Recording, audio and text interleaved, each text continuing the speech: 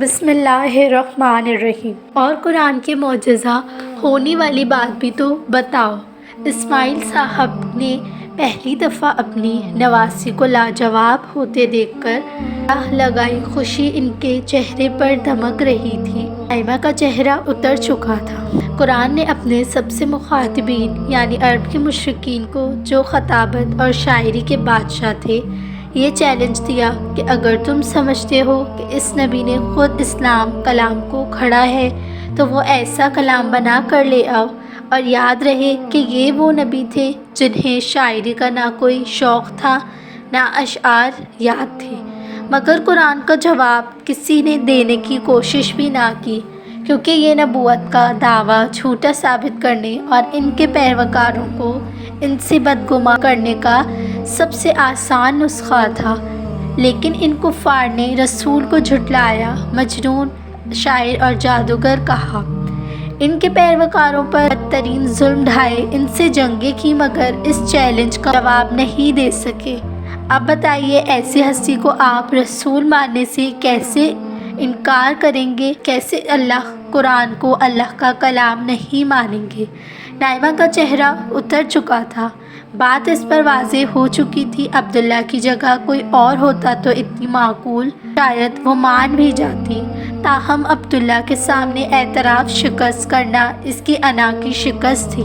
آپ کے بات اگر ٹھیک ہوں، مگر اب یہی مولیانہ کلا بازی نائمہ نے بھی لگا دی۔ عبداللہ کی اس پوری گفتگو کے جواب میں اس نے کہا، آپ کی باتیں اگر ٹھیک ہوں تب بھی اتفاقات سے زیادہ کچھ نہیں ہے۔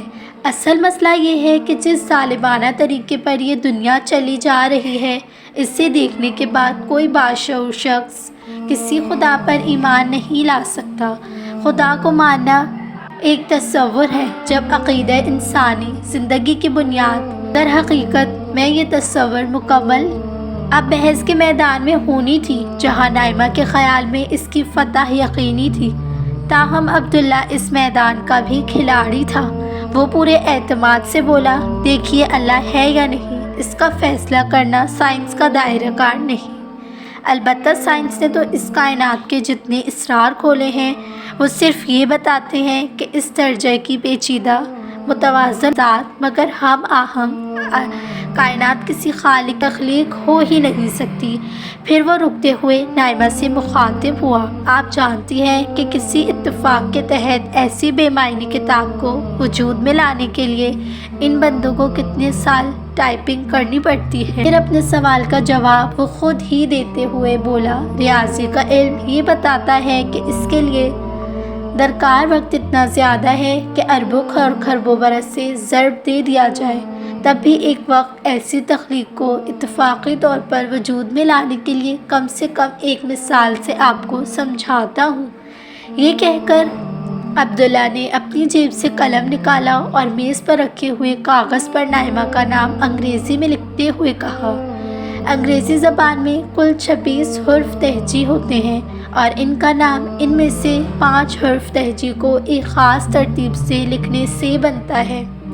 علم ریاضی میں ایسی کسی شے کے ترتیب و تبادلہ پریمولوشن معلوم کرنے کا ایک فارمولہ ہوتا ہے۔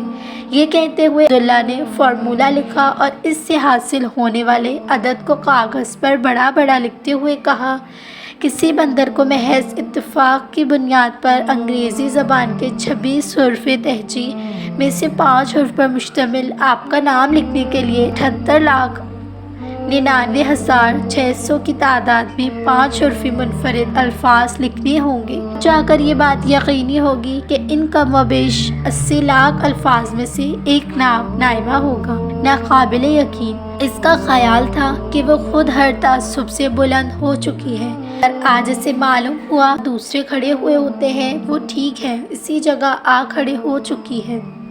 آج سے پہلے اس کا واسطہ متعصب، نامعقول، انتہا پسندوں اور فرقہ پرستوں سے پڑا تھا۔ نائمہ نے ان کو ہمیشہ شکست دی تھی۔ آج پہلی دفعہ ایک خدا پرست کے سامنے آیا اور ایک ہی وار میں اسے ڈھیر کر گیا تھا۔ مگر کیا وہی مجھے کرنا چاہیے جو دوسرے کرتے ہیں؟ اس نے پوچھا۔ ہر شخص تعصب پر کھڑا ہے، ساتھ ہی چند بے معنی الفاظ بول کر آپ اپنے آپ کو دھوکہ دے رہے ہوتے ہیں۔ عبداللہ کے فون کی گھنٹی بجی، اس نے فون اٹھایا اور السلام علیکم کہا۔ دوسری طرف سے فاریہ کی آواز آئی، عبداللہ بھائی میں فاریہ بات کر رہی ہوں، آپ کیسے ہیں؟ ٹھیک ہے، آپ فکر مت کیجیے، اور کچھ نہیں، بس شکریہ اور اللہ حافظ۔ اللہ حافظ، عبداللہ نے بوجھل دل کے ساتھ کہا اور فون بند کر دیا۔ نائمہ ایک دو دن تو ڈسٹرب رہی، لیکن پھر شادی اور اس کے بعد کی زندگی نے اس خیالات کا رخ اپنی طرف موڑ لیا۔ پہلی فکر تو بیٹی کی جدائی تھی، ان کی کل کائنات نائمہ ہی تھی۔ اس کی جوانی سے بیوہ ہونے کے باوجود انہوں نے دوسری شادی نہیں کی، حالانکہ اس وقت ان کی والدہ زندہ تھی جو نائمہ کو سنبھال سکتی تھی۔ انہوں نے بے حد اصرار کیا تھا کہ آمنہ دوسری شادی کر لے۔ آمنہ بیوہ صحیح مگر بہت اچھی شکل و صورت کی تھی، رشتے بھی آ رہے تھے، نائمہ کو نانا نانی اپنے پاس رکھنے کے لیے تیار تھے۔ ان کے پاس پورا موقع تھا کہ وہ زندگی کو ایک دفعہ پھر نئے سرے سے شروع کریں، مگر انہوں نے اپنی زندگی اور اپنی خوشیوں پر اپنی بیٹی کو ترجیح دی، اسے بے پناہ محبت کے ساتھ پال پوس کر بڑا کیا، مگر ان کے پاس تو نائمہ کے سوا کچھ اور نہیں۔ پھر جہاں نائمہ کی شادی ہو رہی تھی وہ اتنا بڑا گھرانہ تھا کہ اس گھر میں بیٹی سے ملنے کے لیے جانے سے پہلے 100 دفعہ سوچنا پڑے گا۔ ہونے والا داماد ملک سے باہر پڑ رہا ہے، پتہ نہیں کیسا ہوگا۔ بیٹی کی محبت میں انہوں نے داماد کے بارے میں زیادہ تحقیق کی کوشش نہیں کی۔ وہ برسوں کے لیے اپنی بیٹی کی صورت کو ترس جائیں گے۔ انہیں بے اختیار عبداللہ کا خیال آیا، اگر یہ شادی اس سے ہو رہی ہوتی تو ایک فکر بھی انہیں دامن گیر نہیں ہوتی۔ وہ اب اس سے اتنی مانوس ہو چکی تھی کہ وہ انہیں اپنے بچوں جیسا لگنے لگا تھا۔ پھر اس کا تو کوئی تھا بھی نہیں، اسے تو میں اپنے گھر میں رکھ لیتی، میری بیٹی ہمیشہ میرے پاس رہتی۔ پچھتاؤ نے انہیں چاروں طرف سے گھیر لیا۔ ان سے دامن چھڑانے کے لیے وہ شادی کی تیاریوں کے بارے میں سوچنے لگی۔ تفکرات نے انہیں گھیر لیا۔ ایک دفعہ پھر نائمہ اسی میدان میں کھڑی تھی، بغیر کسی خوف اور پریشانی کے وہ ہر جگہ اڑتی پھر رہی تھی۔ یہ حسین مناظر اس کی طبیعت میں اتنا سرور اور نشاط بھر رہے تھے کہ اس کا دل چاہ رہا تھا کہ وقت تھم جائے اور ہمیشہ یوں ہی اڑتی رہے۔ اچانک اس کے اڑنے کی صلاحیت ختم ہو گئی۔ نائمہ نے خواب میں دیکھا کہ فجر کی اذان کی صدائیں بلند تھیں۔ نائمہ کسی روبوٹ کی طرح اٹھی، واش روم جا کر وضو کیا اور جانے کتنے عرصے بعد فجر کی نماز پڑھی۔ نائمہ جیسے اٹھی پھر وہ کالج کے لیے تیار ہوئی۔ نائمہ کالج میں سارا دن کھوئی رہی، وہ اس خواب کے مسئلے کو حل نہیں کر پا رہی تھی۔ آخر کار اس نے پھر نفسیات کے علم سے مدد لیشن آف ڈریمز نکال کر پڑھنا شروع کی۔ یہاں اس کے سارے سوال کا جواب تھا۔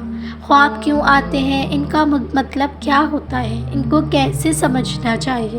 سمجھا جاتا ہے، جواب بالکل واضح ہے، یہ دبی خواہشوں، لاشعور پوشیدہ اندیشوں، غصہ اور نفرت کے افکار و خیالات، بھولی ہوئی یادوں، روزمرہ پیش آنے والے واقعات جن کو ہم شعور سے تحت الشعور، شعور اور لاشعور کے خانے میں ڈال دیتے ہیں۔ علم نفسیات اور خاص کر فرائڈ کو پڑھنے کے بعد اس پر ساری بات بالکل واضح ہو گئی۔ یہ خواب مذہب اور اہل مذہب سے اس کی نفرت، معاشرے کی طرف سے خدا اور مذہب کا ڈراوا، مادی ترقی اور زندگی کی تعیشات کی ایک خواہش، سچائی کی تلاش میں اس کا سفر، اس کی شادی کے بعد نئی زندگی میں جو آزادی اور تفریح سے آراستہ تھی، ان سب کا مجموعہ تھا۔ ایک گہرا سانس لیا اور ٹیبل پر سر رکھ کر ریلیکس ہونے لگی۔ اس کا سارا بوجھ اتر چکا تھا۔ سوچتے سوچتے اس کے ذہن میں پہلے خواب کے بعد پیش آنے والے واقعات گھومنے لگے۔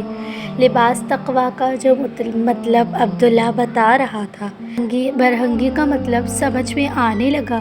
قرآن اللہ کی اور محمد صلی اللہ علیہ وسلم اللہ کے رسول ہیں، اس کے جو دلائل عبداللہ نے دیے تھے اور جنہیں اس نے صرف اس وجہ سے نظر انداز کر دیا تھا کہ دشمن جاں عبداللہ کہہ رہا تھا، جیسا وہ کہتے ہیں ٹھیک ویسا ہی ہو جاتا ہے۔ اتنے اعتماد سے مستقبل کی خبریں اور ماضی کے واقعات صرف اللہ تعالیٰ ہی کی طرف سے بیان کیے جا سکتے ہیں۔